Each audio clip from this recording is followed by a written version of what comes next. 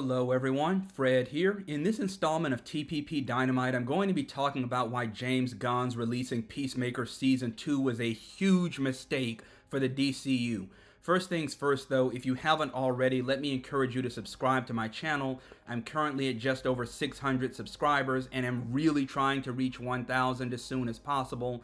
I post film, book, and TV series reviews. I do opinion pieces on entertainment, news, and affairs. I'm also an author of adult and young adult mystery novels.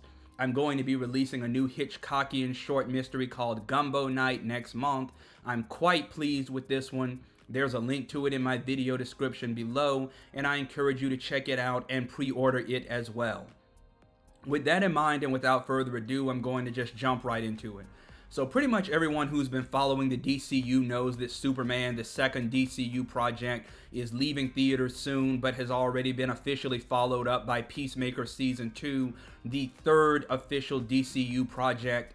And even though it should already be obvious why building a cinematic universe that's supposed to appeal mainly to kids by officially following up a generally safe Superman movie of broad general audience appeal that was distributed in theaters worldwide with an R-rated, gore-heavy, nudity-laced, foul-mouthed, second-tier streaming release knockoff of The Boys, starring a mid-40s man-child who takes beer showers, abuses substances, and throws graphic orgies in his home is a horrible idea for so many reasons. James Gunn, DC Studios, and Warner Brothers Discovery don't seem to have gotten the message, so I decided to make this video wherein I break down the four main and all-encompassing reasons for just why it was a colossal mistake for James Gunn and DC Studios to release Peacemaker Season 2 at all, really, but primarily as a direct follow-up to Superman the movie. First, Peacemaker is a television/streaming series. Pretty much anyone who follows my channel knows my opinion on this score. I do not think that it's a good idea to run a cinematic universe, much less start a cinematic universe, expecting the same audience that'll watch theatrical films set in that universe to also watch TV series set in that universe, or vice versa. Basically, I think that the best model for a cinematic universe featuring both theatrical films and small screen television stuff is that TV shows should be affected by the movies, but should not themselves affect the movies. The TV audience and film audience are very separate entities. There's always certainly some crossover. Some people who watch the movies will also be watching the shows and vice versa, but the overlap is usually negligible, because paying audiences who have 2 or 3 hours to spend watching a few movies a year may not have weeks or months to spend following several more TV shows per year.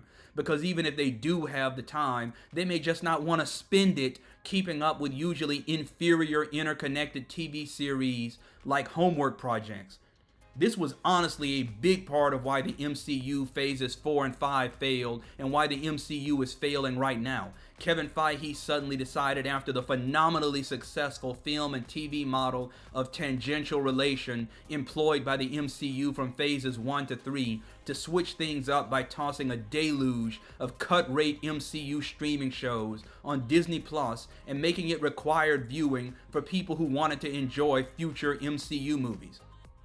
And those shows did perform well with very small, very niche portions of the same audience that enjoyed MCU films.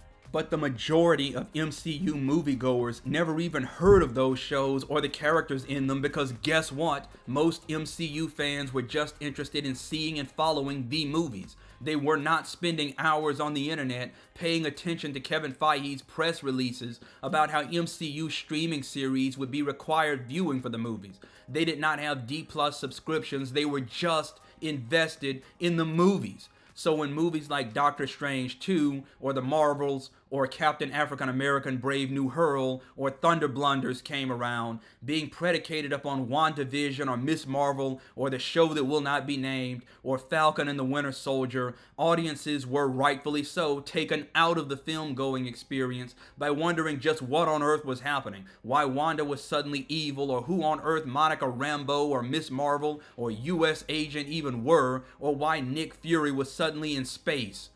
And now James Gunn is basically making Kevin Feige's same mistake by announcing that Peacemaker, of all shows, is going to be, paraphrase, the most important project in shaping the DCU. I mean, Peacemaker, a hard R-rated streaming show that parents should not let their kids watch, and that, relatively speaking, very few adults are watching either. Really, just to be candid, I think James Gunn's mistake may actually be quite a bit worse than Kevin Feige's, because at least Kevin Feige waited until the MCU was riding the stratospheric success of Infinity War and Endgame before he pulled an alienating move like this.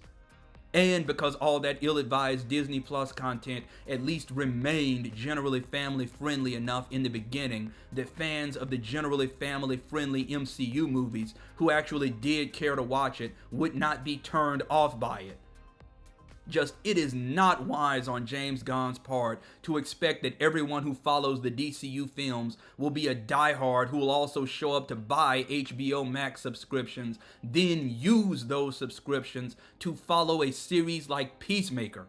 History has proven that they probably won't be. Second, and I've already touched on this twice now in this video, Peacemaker is created for a very exclusive audience. Peacemaker is very much so a James Gunn production. James Gunn wrote every episode and is the show's primary executive producer, and anyone who knows James Gunn knows that when it comes to doing especially comic book projects, James Gunn cannot write it unless it includes an ensemble cast of usually C or D tier characters who are largely unknown to half the audience, an abundance of irreverent and childish humor of the sort that you usually have to be a horny teenager to appreciate, as much casual bloody violence as the project will allow, and literally as much cursing as can feasibly be included. After all, this is the same James Gunn who bragged about putting the MCU's first F-bomb into Guardians of the Galaxy 3 like it was a lifetime achievement. So wouldn't you know it, Peacemaker is a show whose main stars are C to D tier comic book characters who will be unknown to half the audience. It is a show with a very hard R rating. It is very irreverent, very deliberately. There is an abundance of bloody violence. There is an abundance of cursing. There is an abundance of butt and genitalia jokes. There is an abundance of graphically depicted alcohol and substance abuse. There is a graphically depicted literal orgy, including full frontal depictions of both men and women, including ongoing acts of S that leave nothing to the imagination. This show is not for everyone. It's for the maturest of adults. And most members of even that limited audience will likely be disenchanted by its juvenile, unapologetically offensive, and generally cringe-worthy style. And that's a big problem, given how James Gunn has been marketing Peacemaker to everyone with ears as the most direct DCU follow-up to Superman, an absolute must-watch for anyone who wants to understand the DCU and its mechanics moving forward, according to James Gunn. Yeah, that's probably not going to impress people who are looking for a reason to start following or even keep following the DCU. I'm thinking particularly about parents who will hear about it and decide that their kids who loved or liked Superman do not need to keep following the DCU after all if this is where it will lead them, even temporarily. Which creates an even bigger problem because the main goal of a cinematic universe, especially one that's just getting started like the DCU, is to draw in as big a crowd as possible versus alienate any part of the crowd that it's trying to reach.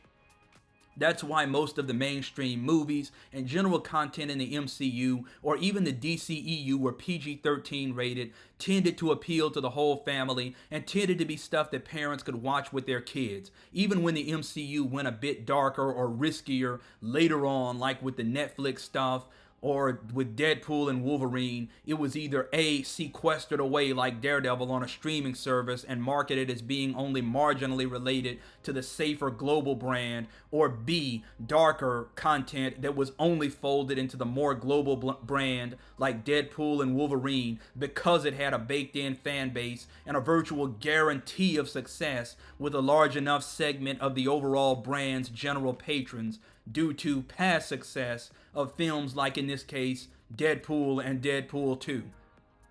Suffice it to say that Peacemaker is not going to be a major positive promotion for future DCU theatrical films or further DCU content in general, especially given the relentless way that James Gunn keeps spamming it worldwide as a seminal, no pun intended, part of the DCU. Third, Peacemaker Season 2 is not only too exclusive for the safety of the DCU, but also a stain on the brand itself. This show is not Daredevil or the Penguin, the kind of R-rated content that's not safe for work, but that is worthy of release because its high quality at least allows it to advance the brand with older viewers who want maturer and more layered stories. This show is basically just garbage, really. Peacemaker Season 1 was mid to good at best. I would not have asked for it, and I really did wonder when it was announced why a show about Peacemaker out of every other better character in James Gunn's The Suicide Squad was even coming out. I was somewhat pleasantly surprised when the show did drop because it did offer a reasonably complex, compelling, character-driven story that actually made me care just a little for a character whom I absolutely despised in the Suicide Squad. But when it was over, I was left thinking that it needed to be over. It had a solid beginning, middle, and end that did not leave much space for further development of the main character or his story. When I heard that there was going to be a season 2, my biggest question was one of why, because it was just so unnecessary. And season 2 itself, what's been released of it anyway, has done nothing but prove me right. First off, season 2 is also yet another multiverse story, as if that concept has not been done to death and burial already over the last few years. And it's not even a good multiverse story at that.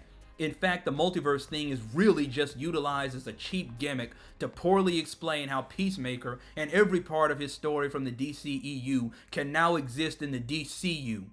James Gunn himself has gone on record and said that his initial idea for Peacemaker Season 2 was going to be Peacemakers being hunted by racist superhero friends of his father, White Dragon, who wanted revenge for White Dragon's death, but that he switched gears to the multiverse stuff to root Peacemaker more firmly in the DCU after he phased out the DCEU when he became co-CEO of DC Studios. Second, despite how I just said that Peacemaker Season 2 is a multiverse story, that's really a misnomer because there's really no significant story to this season at all. The season regresses Peacemaker and most other members of the main cast, not exactly back to where they were at the start of Season 1, but definitely to some point in their development before the end of Season 1. So that there can be narrative drama despite Season 1's perfect ending, so that Season 2 can even happen. Where Season 1 had its big problems but was a rather tight and emotional character-driven story, Season 2 is basically just a series of loosely related events that befall the main cast. Worse, the writing is so frustratingly childish, like an 8-year-old's attempt to write The Boys. The violence and lewdness and profanity are so overwhelmingly and unnecessarily pervasive. Every character is written to be a C-tier, moronic jokester with a similarly underwhelming comedic style. The humor itself only lands maybe 1 time out of 5. But even then, there's no subtlety or style to it, and it gets repeated or over-explained or overplayed until even what might have been a decent gag, if it had been allowed room to grow or breathe or even die naturally, just makes you want to scream or groan or simply turn off the show. It's like James Gunn thinks the audience is as stupid as every character he's writing in the series, and thus needs each pun or gag repeated 10 times or dissected into oblivion or explained in baby terms in order to understand or enjoy it. That is Peacemaker Season 2 in a nutshell, and it is a disgrace to the brand that James Gunn is, or at least should be, trying to build with the DCU. It is a disgrace to the DC Comics brand, as well as its television, streaming, and film efforts. End of story. You're not changing my mind. Fourth and finally, Peacemaker Season 2 is too connected to the DCEU. I'm just gonna say this. It is so obvious that this show, this season, is nothing more than a flexing of nepotistic muscles by James Gunn, inventing a way to keep his friends like John Cena and his wife Jennifer Holland and his brother Sean employed in roles that should not even exist. Peacemaker Season 1 was very much a DCEU project. James Gunn was working on Season 2 long before he became one of the heads of DC Studios and before the DCU was a thing. Season 2 was initially intended to tie into his Peacemaker Season 1 and his Creature Commandos and Waller projects, which were also supposed to be DCEU titles. But then, once James Gunn was installed as one of the heads of DC Studios and the creative architect of the DCU, and once he was given the task of hard rebooting the DCEU to clear the deck for the DCU, he naturally decided that he didn't want to do that because it would mean deleting the stuff that he wrote and planned for the DCEU, and because it would mean firing his friends and wife and brother from roles that they played in the DCEU but that would no longer have relevance in the DCU.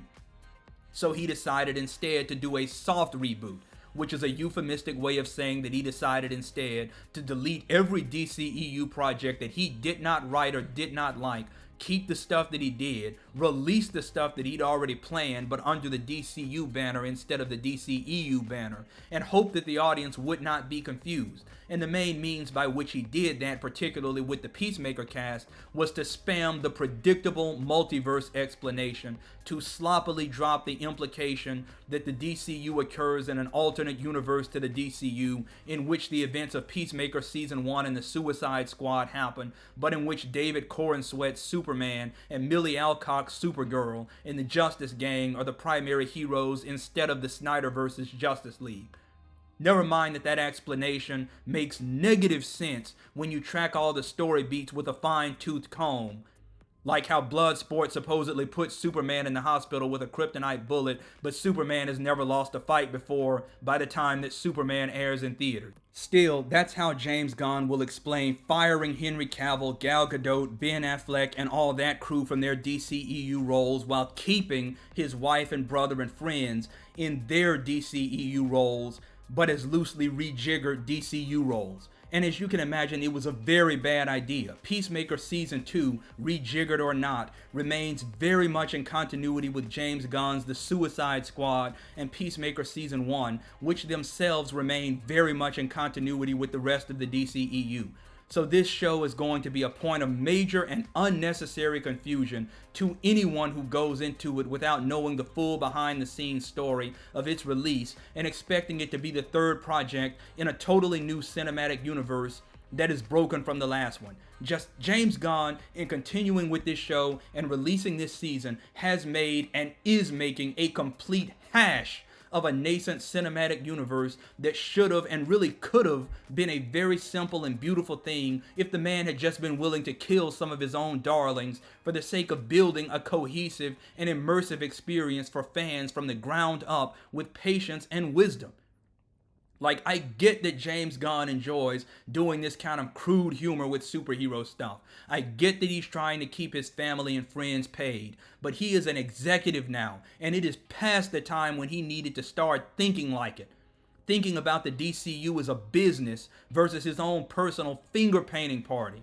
This season should have been canceled before release, and James Gunn is making a very poor choice by using his position in DC Studios to promote it like it's the godfather of comic book animation and hijacking the good press around actual masterpieces like The Penguin to do it, when he's even acknowledging masterpieces like The Penguin. So yeah, in the end, Peacemaker Season 2 is a TV/streaming series that aims to heavily inform the DCU's theatrical films, but that probably will not be watched by most people who watch those films. It will only appeal to a small group in the already limited audience of people who might watch it. Its overt continuity links to the cinematic universe that it's supposed to be rebooting will probably confuse another portion still of its already limited audience. And it's an unmitigated stain on the brand of the DCU and its source material. When you consider all those things, I trust that you can agree that this project should not have been released into the DCU, a cinematic universe that's already quite polarizing with audiences and fans after Superman and Creature Commandos before that. Like, for reference, just imagine how disheartened potential MCU fans would have been in 2008 if the MCU had followed up Iron Man with She-Hulk or Echo. At any rate, you know the drill. That's just my opinion, though it is my opinion based on indisputable facts and hard evidence. Let me know what you think. Do you agree with me? Do you disagree? Are your feelings more complex? Sound off in the comment section below. Meanwhile, if you like this video and made it this far, don't forget to leave a like, click subscribe, ring that bell, and hey, follow me on social media as well. So long.